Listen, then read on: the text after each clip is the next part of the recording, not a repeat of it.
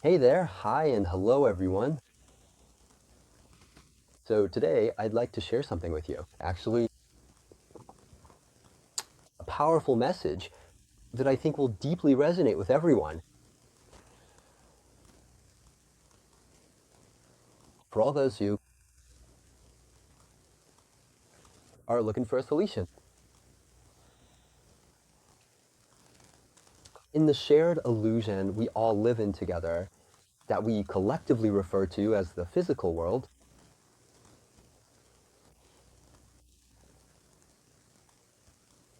there are only two possible outcomes at this point.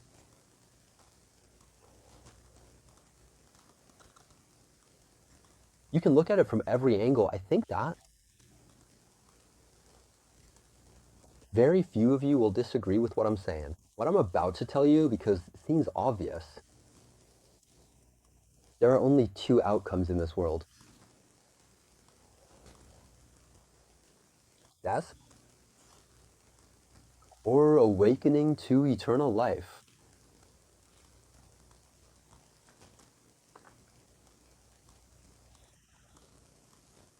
The central idea that is constantly being sold to us within this material world by the ego is the belief that no matter what you try to do, you simply cannot find a way to escape the cycle of suffering or the ultimate reality of death.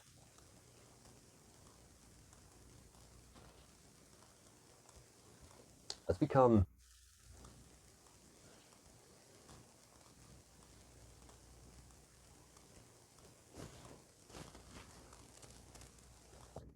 its logo, its definition.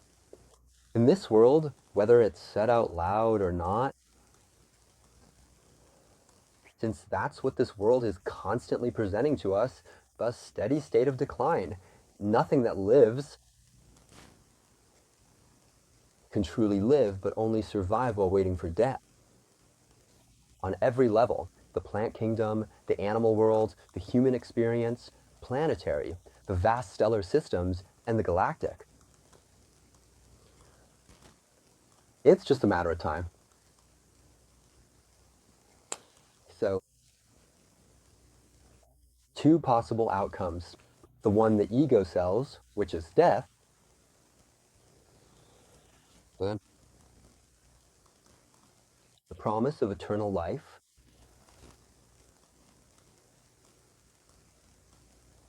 which all the sages who have awakened, who are neither more nor less than what you are, have spoken of.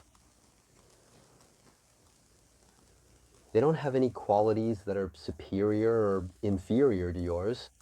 They simply chose to make a different decision, to look in another direction. They don't have any abilities different from the ones you have.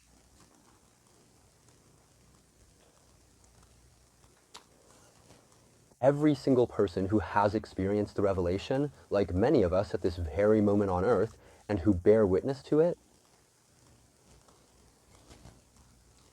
you should know that it is truly and completely real, and that is the truth. The option of death is not the truth, and that there is another possible choice, and that we are truly destined to awaken fully to the glory of eternal life. And having experienced it afterwards, everyone who has gone through it, the revelation, the lifting of the veil, whatever you want to call it, this testifies to this truth and simply confirms in turn what their brothers and sisters before them discovered, whether it was Jesus, Buddha, Ramana Maharshi, Papaji, or Muji, whether they are currently in a physical body on earth or elsewhere, whether they left traces of their passage or throughout the past in the form of various teachings or testimonies.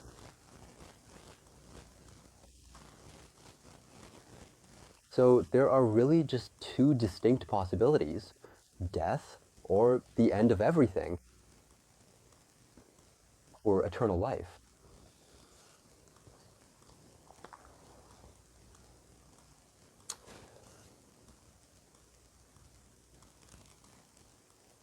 So the ego is very cunning. The deceiver is cunning, and there's a big tangled mess to unravel in order to actually experience the revelation and to choose with a clear purpose to awaken to eternal life, to what you already are, here and now, for all eternity, which knows neither space nor time, nor body nor form. Pure spirit, which is essentially the same as perfect and infinite unconditional love with eternal life. So I know that this world, it's very complicated. Looking at it from the surface level, it's incredibly complex and difficult, and it often results in the development of deep depressions where you can't see. So why keep it?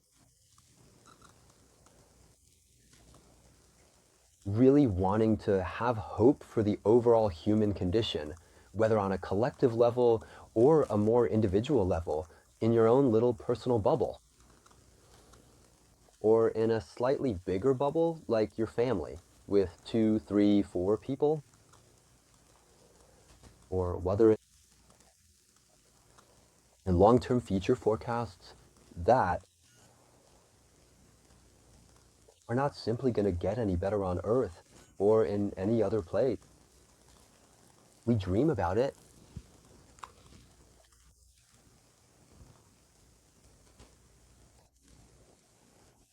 It's like everywhere in duality. Some things will get better, others will get worse. That's duality. But in any case, it will never be perfect and will always lead to suffering and death. Forgetfulness, for those who believe in reincarnation, is the restarting of suffering and death. Forgetfulness is the restarting of suffering and death. Right now, we're at a crossroads.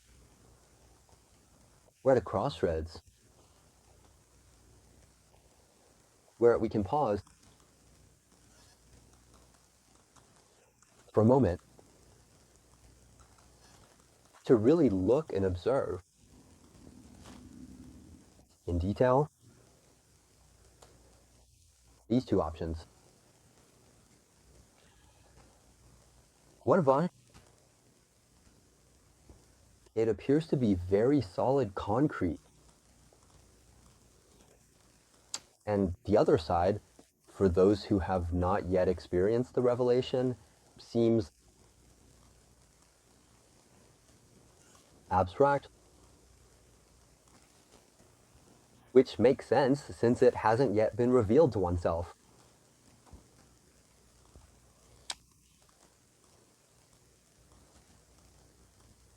My message, for those who truly want to hear it, is to always keep hope alive. But to change. So, where do you really choose to place your hope? Up until now, through the path of the ego, hope is directed looking toward the world and toward the future,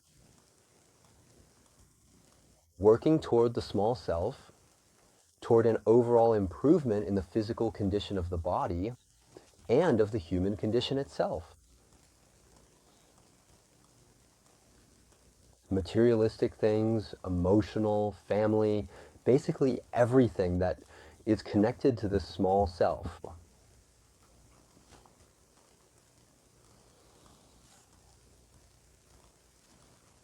That's not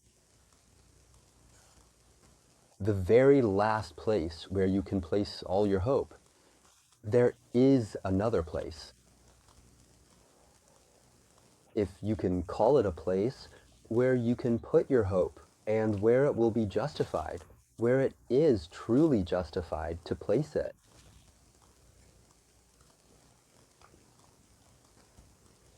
So that requires the process of undoing a vast number of illusory beliefs. And now turning your attention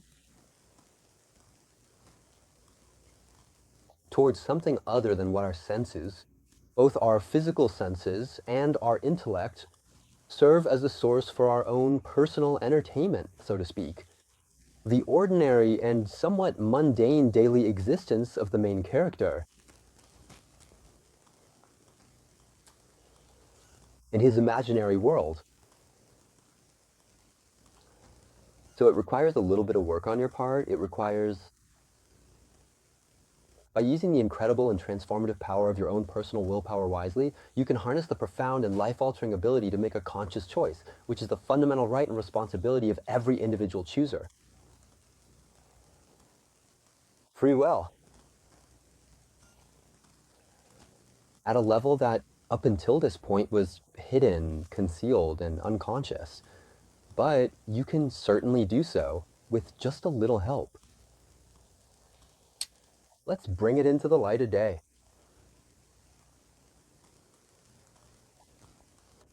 And then you finally make the decision, okay, that's exactly where I'm going. I am going to change my direction. I consciously use my will to change direction, to set my hope in my goal, moving toward a spiritual awakening, to the promise of everlasting life, and to finally discovering the truth of who I really am.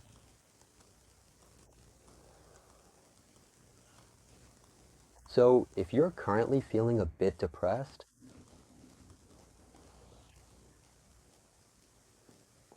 if you no longer see the entire purpose of this world,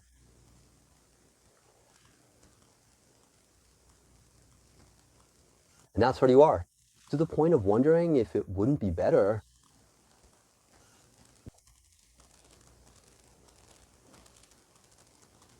the idea of letting yourself die or committing suicide, every one of those dark thoughts that can pass through your mind at times. Crossing the mind of someone who realizes there's no hope. In fact, in this world,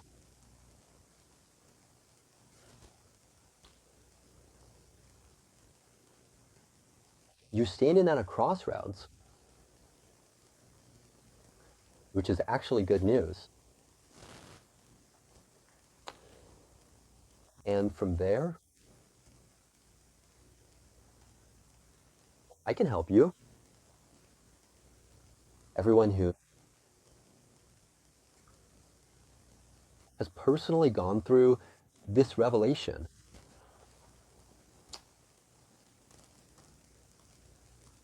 and who is actively working for the process of awakening, not for humanity as humanity,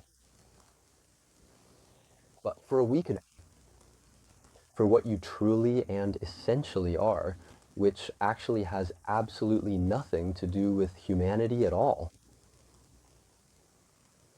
nor with this world. As Jesus said, my kingdom is not of this world. Let the dead bury their dead. And there you go. Don't try to build. Not churches, not religions, not communities, not permaculture, not a new political system or... No, he said, no, that's not my place. This is not my world. And he decided on awakening. So that specific path is possible from the moment when you are at that crossroads, where precisely you have experienced the madness of this world, the insanity of the mind, of the system, of separation, of judgment, of guilt, of shame, of rejection, of abandonment, of humiliation. When it feels like this world has taken everything from you, and you eventually reach a stage where you start questioning yourself about what's the point of maintaining and holding on to this body? and staying in this world. I'm telling you, rejoice. You should celebrate because you are truly ready to make a 180-degree turn at the crossroads right now. That's good news. And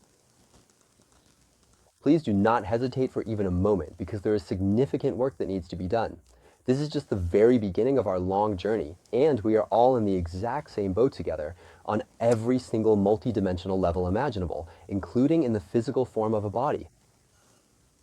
So it's actually easier to receive teaching in the form of a body when we're completely cut off from our divine connection. So please don't hesitate. I'm here and I am ready to help you. All you have to do is get in touch. My contact information is on the website ichoosepeace.love or lumie.com. There are two sites, one in English and the other in French. So please don't hesitate to reach out and contact me today to get started. I am available to help you through our interactive group sessions where we learn together, or we can schedule private, personalized one-on-one consultations held directly on Zoom to focus specifically on your unique goals and needs. Or we can also meet in person. It's the same either way. We have a truly fantastic opportunity together to make a different choice, to place hope where it belongs, and to work together. It is all about undoing the old limiting belief system that keeps you trapped in a false illusion so that you can finally have the profound and direct experience of true revelation.